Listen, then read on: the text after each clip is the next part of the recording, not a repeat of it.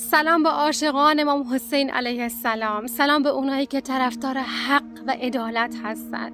شما عزیزان دعوت میکنم به راهپیمایی روز عاشورا سه‌شنبه در شهر مانهایم. ما مسلمونا باید شرکت کنیم. ما مسلمونا باید به دنیا بفهمونیم که دین ما دین اسلام دین محبت هست، دین عشق هست. وظیفه ما هست بیاین و در این ثواب شریک باشین. التماس دعا خواهر شما ریحان.